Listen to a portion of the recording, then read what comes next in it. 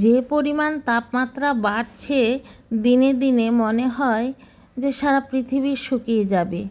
আমার ছাদের গাছগুলি মনে হয় আর বাঁচাতে পারবো না। কত বড় গন্ধরাজ আমার লেবু গাছটা একদম মরে গেছে। এখন জল দিতে দিতে ওর পাশ দিয়ে দেখছি আবার নতুন ডালপালা দিচ্ছে। কি জানি কি হবে। সমস্ত পৃথিবী যেমন একদম কি হয়ে যাচ্ছে দেখুন বন্ধুরা। কীরকম রোদের জন্য ভিডিওগুলিও ঠিকমতো হচ্ছে না। বন্ধুরা, আমি ভারতের আসামের হোজাই থেকে আজকের ভিডিওটি আপনাদের জন্য নিয়ে এসেছি। একটি বিশেষ ধরনের গাছ আপনাদের দেখাবো। খুবই স্বাস্থ্যকর, আমাদের উপকারী একটি গাছ, যা প্রকৃতিতে এমনিতেই হয়। এটা আমিও লাগাইনি। এটার মধ্যে এই যে গাছটা, এটাকে বলে তেলাকচু বা কেলাকচু। এটা পাখিরা বা কাকে এটা খুব খায়। লাল লাল পটলের মতো ধরে এবং এর পাতাগুলি একটা খুবই মুখরোচক। শাক করে খাওয়া যায়, বাটা করে খাওয়া যায় এবং পকোড়া করে। আমি আজ পকোড়া করব, তাই এই পাতাগুলি নিতে এসেছি। দেখুন, আর এই গাছটা যদি জন্ডিস হয়, তাহলে জন্ডিসের রোগীরা যদি সকালবেলা 1 আঙ্গুল পরিমাণে তার শেকড়টা একটু থেতো করে শিলপাটাতে বেটে যদি সেইটা একটু জল দিয়ে মিশিয়ে 1 সপ্তাহের মতো খালি পেটে সকালে খায়, তাহলে জন্ডিস রোগী ভালো হয়ে যায়। আমার একদম পরীক্ষা করা। আমার নিজেও একবার জন্ডিস হয়েছিল। আমি এটা তখন খেয়েছিলাম। আমি অনেক ছোট থাকতে, তখন আমি ক্লাস 8-এ পড়তাম। দেখুন বন্ধুরা, এই গাছটাতে কিন্তু খুব সুন্দর একটা ফুলও ফোটে, সাদা সাদা। আর ফলগুলি দেখতেও অত্যন্ত মানে সুন্দর। ফলগুলি লাল লাল একদম পটলের মতো। আর সেই পটলের মতো ফলটাকে যদি কোথাও আপনারা দেখেন, এনে যদি ফুলের টবের মধ্যে একটু চটকে ফেলে দেন, তাহলে দেখবেন এই গাছটা হয়ে যাবে। বা বাড়ির ওয়ালের পাশ দিয়ে যদি দিয়ে দেন, তাহলে এটাতে বেশি মাটি লাগে না বা বেশি খরা হলেও মরে না এই গাছটা। আর খুবই সুস্বাদু। অনেক দিন পর্যন্ত জ্বর বা কোনো কিছু অসুখের পর যদি মুখে অরুচি ভাব আসে, তার যে সরু সরু ডগাগুলি দেখছেন, এগুলি একসঙ্গে কেটে 5টা 6টা করে এগুলি একটা ডগা দিয়ে যদি একটা কিট দিয়ে দিয়ে শুক্তো রান্না করা হয়, কিছু এগুলির পাতাও দিয়ে, জন্ডিস রোগীও খেতে পারবে খুব সামান্য তেল দিয়ে এবং জিরা গোলমরিচ দিয়ে। এটা যদি করা হয়, তাহলে মুখে এই ডগাগুলি চিবোলে মুখের রুচি আসে। এই ডগাগুলিতে খেলে আমাদের মুখের এনজাইমটা বেড়ে যায়। আমাদের খাদ্য হজমের শক্তির জন্য যে আমরা এনজাইম, যে পেপটাজাইম, বিটাজাইম, যে সমস্ত এনজাইমগুলি খাচ্ছি, এই ডগাগুলিতে কিন্তু তার উপকারিতাটা আসে। তাই বন্ধুরা, সবাই এরকম 2-4টি গাছ বাড়ির আশপাশে লাগিয়ে রাখবেন। আরেকটা হলো, সুগারের পেশেন্টরা যদি এই গাছের পাতা বা এই দিয়ে শাক বা বাটা বা যদি এটা দিয়ে শুক্তো বানিয়ে খান বা ডাল রানলে 1 মুঠ পাতা দিয়ে দিলেন ছিঁড়ে, তাহলে সুগারের কিন্তু খুব উপকার হয়। এটা সুগারটা খুব মানে লিমিট রাখে। আর এর আরেকটা হলো, এর রেগুলার এই গাছটা দিয়ে যদি ডগা পাতা এগুলি শুক্তো খাওয়া যায়, তাহলে আমাদের ইউরিনটা খুব ক্লিয়ার থাকে এবং কিডনিটা পরিষ্কার থাকে। সুগারের পেশেন্টরা দীর্ঘদিন মেডিসিন খেতে খেতেই কিডনির মধ্যে ক্রিয়েটিনিন বেড়ে যায়, সেটার হাত থেকে বাঁচা যায়। তাই বন্ধুরা, আজ আমি এই পাতা দিয়ে আমি পকোড়া বানাবো। আমি মনে মনে চিন্তা করলাম আমার বন্ধুদের একবার দেখাই এই গাছটার যে কত গুণ। আমি এই পাতাগুলি পেরে নিয়েছি, এগুলি দিয়ে আমি একটু পকোড়া করব। বন্ধুরা, পকোড়া করে যদি খাওয়া যায় বা ঘরে কোনো অতিথিও এলে খাওয়ানো যায়, খুবই সুস্বাদু হয়।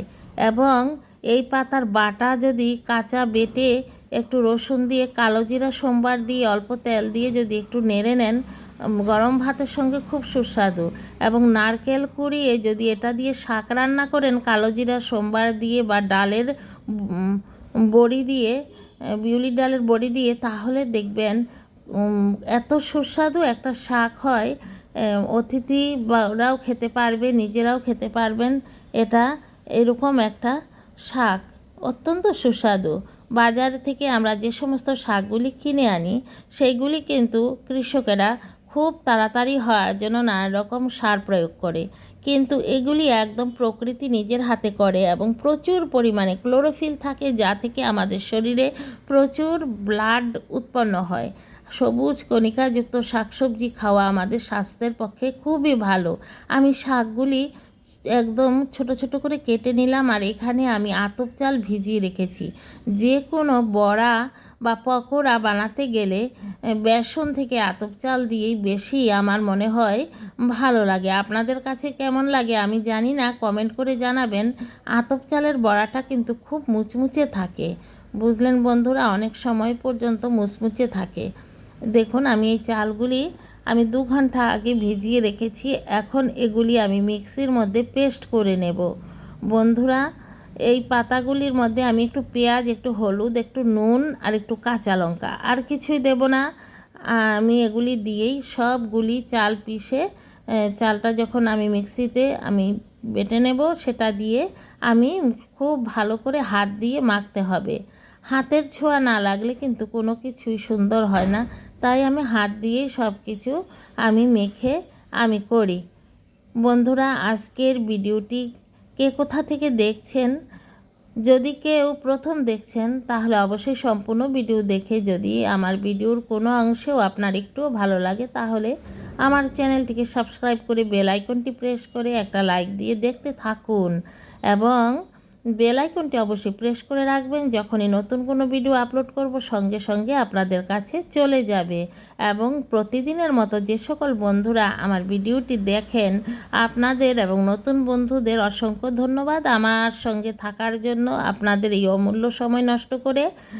এবং অনুরোধ করছি যে লাস্ট পর্যন্ত দেখবেন, একটুকু স্কিপ করবেন না, তাহলে বুঝতে পারবেন না আমি কি করে আমি এই পকোড়াগুলি বানাচ্ছি। অত্যন্ত স্বাস্থ্যকর এই পকোড়াগুলি, বাচ্চারাও খেতে পারবে, পেটেও কোনো ক্ষতি হবে না, এটা লিভারের জন্য খুব ভালো আর খুবই মুখরোচক।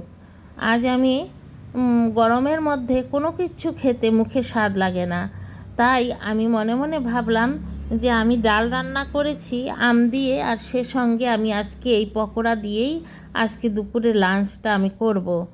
দেখুন বন্ধুরা, আমি কি সুন্দর চালগুলি যে আমি পিষে নিলাম সেগুলি আমি খুব সুন্দর করে আমি এই পেঁয়াজ, হলুদ, নুন, কাঁচা লঙ্কা আর এই পাতা দিয়ে আমি সব একসঙ্গে একদম আমি মিশিয়ে নিচ্ছি, এবং খুব ভালো করে কিন্তু মিশাতে হবে, তাহলে পাতাগুলিও মিশে যাবে। এরপরে পকোড়াগুলি করলে কিন্তু দুর্দান্ত টেস্টি হবে। এবং নতুন কোনো বন্ধু যদি আজকের ভিডিওতে দেখছেন, যদি আমার ভিডিওটি দেখে ভালো লাগে তাহলে আমার চ্যানেলটি একবার ভিজিট করবেন। আমার চ্যানেলে এরকম স্বাস্থ্যকর উপকারী অনেক টিপস আছে।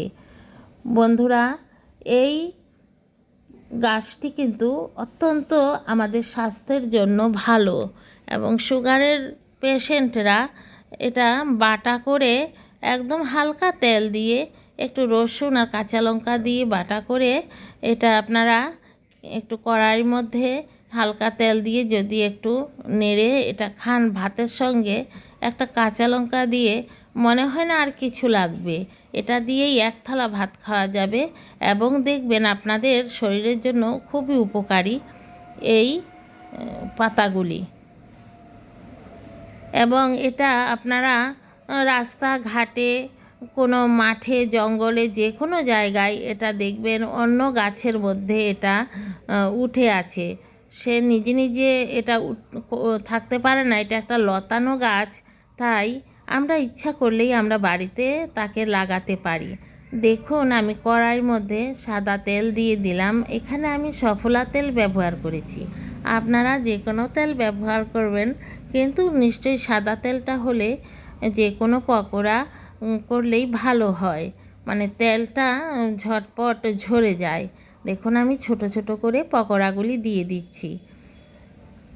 আপনাদের তো খাওয়াতে পারবো না, কিন্তু যদি আপনারা একবার ট্রাই করে খেয়ে দেখবেন বন্ধুরা, এবং আমাকে কমেন্ট করে বলবেন, এবং আপনারা সবাই এই ভিডিওটি দেখে কেমন লাগলো একটা কমেন্ট রেখে যাবেন ছোট্ট করে।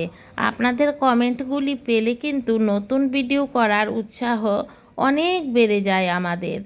সবাই একটা লাইক দেবেন। দেখুন আমি দেখতে দেখতে পকোড়াগুলি কিন্তু করে ফেলছি। অন্যান্য আমরা যে সমস্ত পকোড়াগুলি খাই বা ডালের বড়া খাই, গরমের দিনে একটু গ্যাসের প্রবলেম বা অম্বলের প্রবলেম হয়ে থাকে, কিন্তু এই পাতার পকোড়া যদি খান গ্যাস অম্বলের কোনো আপনাদের অসুবিধা হবে না এবং বাচ্চারাও খেতে চাইবে। কী কারণে? এর মধ্যে কোনো তেতো ভাব নাই। পকোড়া করার পরে দেখবেন এর মধ্যে এমনিতেই একটা মিষ্টি মিষ্টি ভাব থাকে। এই যে বলেছিলাম আমি ডাল রান্না করছি, এই আমার ডালও হয়ে যাচ্ছে বন্ধুরা। এই ডাল দিয়েই, ডালটাতে আম দেব আর এই পকোড়া দিয়ে খেতে দুর্দান্ত একটা টেস্ট লাগবে। আর এই গরমের দিনে না মুখে এত যে একটা রুচি লাগে কি বলবো আপনাদের, মানে মাছ মাংস দিয়েও এই তৃপ্তি পাবেন না, এই পাতার বড়া দিয়ে খেলে যেরকম একটা তৃপ্তি পাবেন। তাই বন্ধুরা সবাই একবার করে ট্রাই করে দেখবেন এবং আপনাদের অঞ্চলে এই গাছটার পাতাকে বা এই গাছটাকে কী গাছ বলে আমাকে কমেন্ট করে জানাবেন বন্ধুরা। দেখুন আমার পকোড়াগুলি একদম হয়েই যাচ্ছে, আর অল্প একটুভাবে টানলেই কিন্তু আমার পকোড়াগুলি একদম মুচমুচে হয়ে যাবে। আর আমি গ্যাসটা কিন্তু আমি মিডিয়াম আঁচে রেখেছি। দেখুন আমার পকোড়াগুলি হয়ে গেছে, খুবই সুন্দর পকোড়া। বন্ধুরা আবারও আমার সকল বন্ধুদের দৈনন্দিন জীবন চ্যানেল 2 এর পক্ষ থেকে আমি ভারতের আসামের হুজাই থেকে জয়া অনেক অনেক শুভেচ্ছা ভালোবাসা আমার এই ভিডিওটি দেখার জন্য, এবং সকল বন্ধুদের অনেক অনেক শুভেচ্ছা রেখে আমি আজকের আমার এই ভিডিওটি শেষ করছি। আসসালামু আলাইকুম।